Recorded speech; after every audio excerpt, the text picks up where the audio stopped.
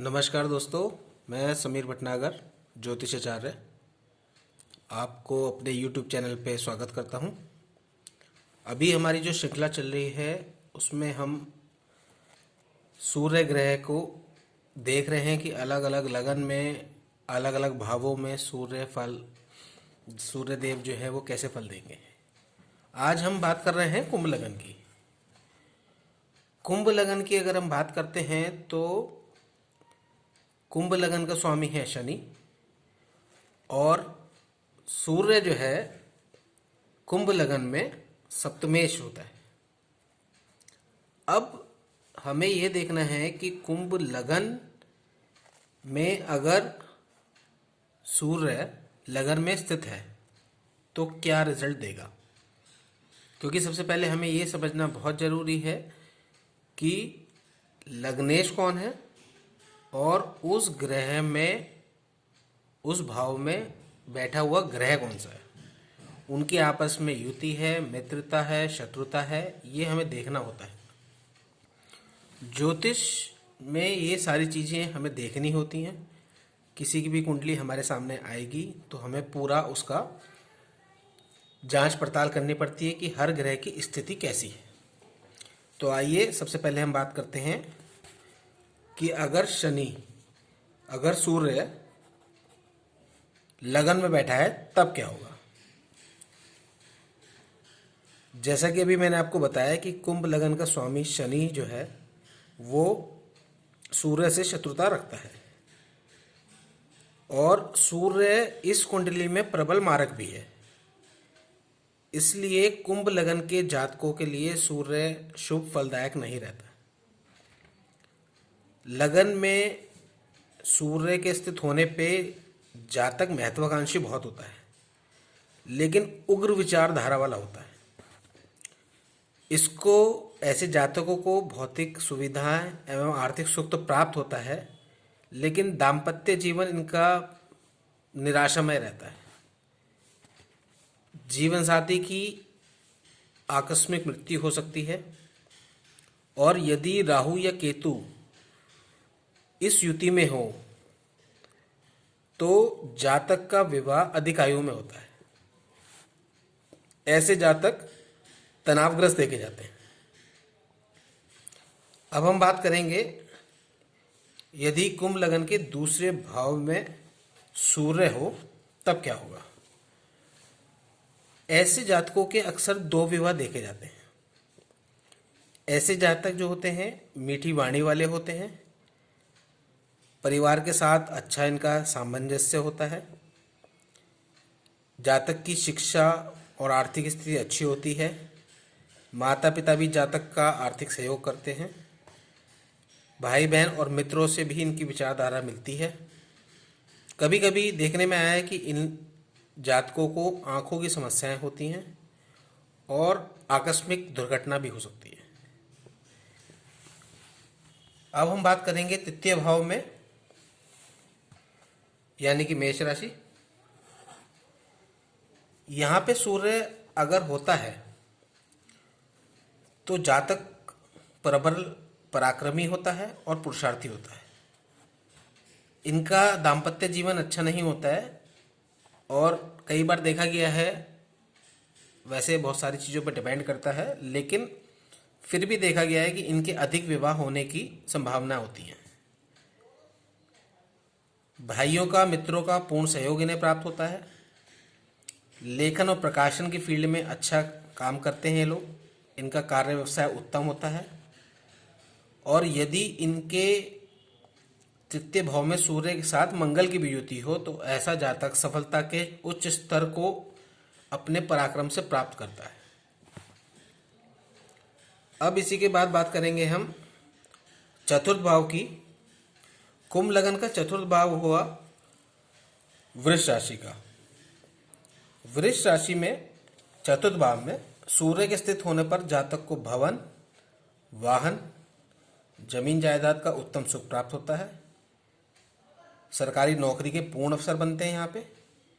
और यदि यहाँ पे अगर मंगल की इसकी युति होती है तो ऐसा जातक डिफेंस सर्विसेज में, रक्षा विभाग में, मिलिट्री में, पुलिस में नौकरी करता है जातक को हायर एजुकेशन के लिए ऑप्शन अच्छे मिलते हैं।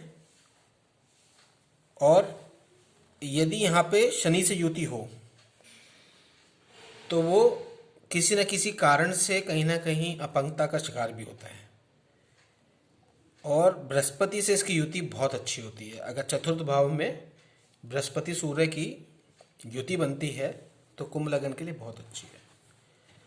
पंचम भाव की बात करते हैं। पंचम भाव में मिथुन राशि होने पर सूर्य जब भी स्थित होता है तो इनका प्रेम विवाह के योग बहुत अच्छे होते हैं और जीवन साथी के साथ इनका अंडरस्टैंडिंग बहुत अच्छी होती है। जीवन साथी से इन्हें धन की लाभ की प्राप्ति भी होती है। संतान सुख में कई बार विलंब होता है लेकिन सुख अच्छा है। और यदि यहाँ पे चंद्रमा के साथ इसकी युति बनती है तो पेट में कई बार विकार होते हैं। लेकिन ऐसे लोग कई बार बहुत कंजर्वेटिव होते हैं, उनकी सोच बड़ी संकुचित होती है, थोड़े शक्की किस्म के लोग होते हैं। और यदि यहाँ पे राहु केतु की युति हो या इनकी दृष्टि हो तो इन्हें पितृदोष भी लगता है और संतान बाधा भी होती है और सुख प्राप्त होने में इनकी दिक्कतें बढ़ जाती हैं। संतान होती है तो कष्टों से होती है, संतान को भी कष्ट रहता है। अब बात करेंगे छठे भाव की।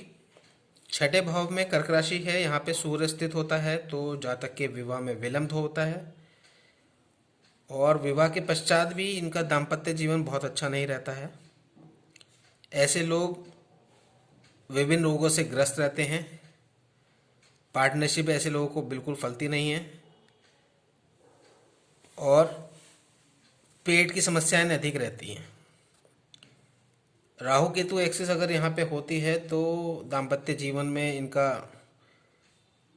कई बार देखा गया है कि धोखेबाजी से कोर्ट केस होता है इनके ऊपर, इन्हें अपने आप को अलग करना पड़ता है, तलाक के योग बनते हैं, कोर्ट कचहरी के चक्कर होते हैं। और यदि यहाँ पे शनि से युति हो जाए तो इनके शयन सुख में भी कमी होती है। अब बात करेंगे हम सप्तम भाव की, जो कि सिंह राशि है। सिंह राशि में सूर्य स्थित होने से जातक की इच्छा प्रबल होती है, पराक्रमी होता है। ऐसे जातक को पार्टनरशिप से फायदा होता है। इन्हें अक्सर देखा गया है कि सिर दर्द की शिकायत होती है। इनका दाम्पत्य जीवन अच्छा रहता है।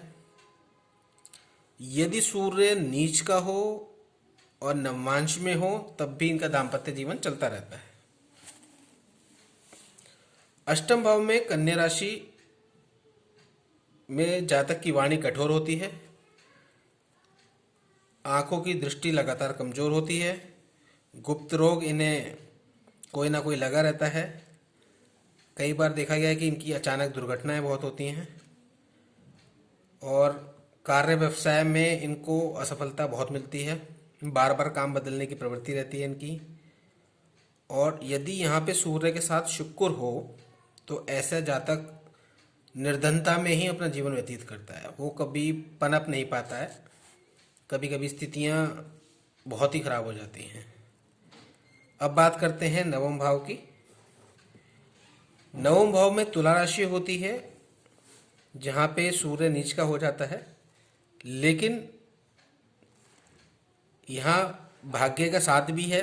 तो कई बार देखा गया है कि ऐसे में यहाँ पे यदि सूर्य स्थित होता है तो व्यापार में, व्यवसाय में इन्हें परेशानी होती है।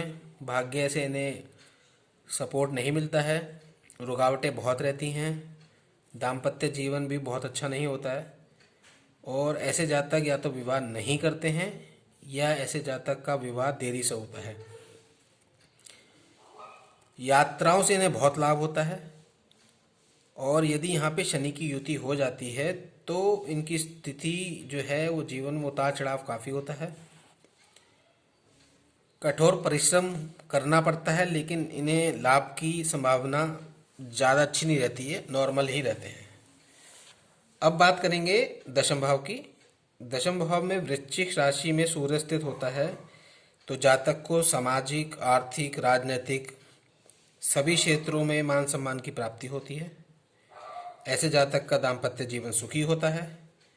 पिता भी सहयोग करते हैं। और यदि ऐसा व्यक्ति चंद्रमा से जुड़े कार्य करता है तो उसे व्यवसाय में हानि होती है। यहाँ इस चीज़ को समझना बहुत ज़रूरी है। ये मैं अगले वीडियो में किसी में आपको समझाऊंगा कि ऐसा क्यों हुआ। अब बात करते हैं एकादश भाव की, जो कि धनु राशि का है। यहाँ से जातक की इच्छा बहुत प्रबल होती है और वो अपने जीवन साथी से, भागीदारों से सहयोग मिलता रहता है तो उनके लिए अच्छा रहता है। और ऐसे जातक जो देखे गए हैं वो काफ़ी रंगीन मिजाज देखे गए हैं और कई बार इनकी ये रंगीन मिजाजी इन्हें स्वास्थ्य हेतु परेशानी बनती है, तो इनका थोड़ा सा कंट्रोल करना ज़रूरी है। और अब बात करते हैं द्वादश भाव की, जो कि मकर राशि है। यहाँ सूर्य के स्थित होने से जातक अनुचित व्यय करता है। दाम्पत्य जीवन इसका अच्छा नहीं है। पार्टनर्स इसको धोखा देते हैं। इसके विचार प्रायः किसी से नहीं बनते हैं। आँखों में परेशानी भी रहती है और ऐसे व्यक्ति का किसी के साथ भी तालमेल नहीं होता है, अंडरस्टैंडिंग नहीं होती है। ऐसा आदमी अकेला अपने आप को आइसोलेट करके रखता है। तो आज मैंने आपको कुंभ लगन में अलग अलग भाव में प्रथम भाव से लेकर द्वादश भाव तक सूर्य की स्थिति बताई है और उम्मीद करता हूँ आपको ये मेरा वीडियो पसंद आएगा। अगर किसी को कुंभ लगन से रिलेटेड, सूर्य से रिलेटेड कोई भी बात पूछनी है तो मेरे को आप इनबॉक्स में मैसेज कर सकते हैं। मेरा व्हाट्सएप नंबर दिया है, आप अपनी कुंडली डिस्कस कर सकते हैं। धन्यवाद।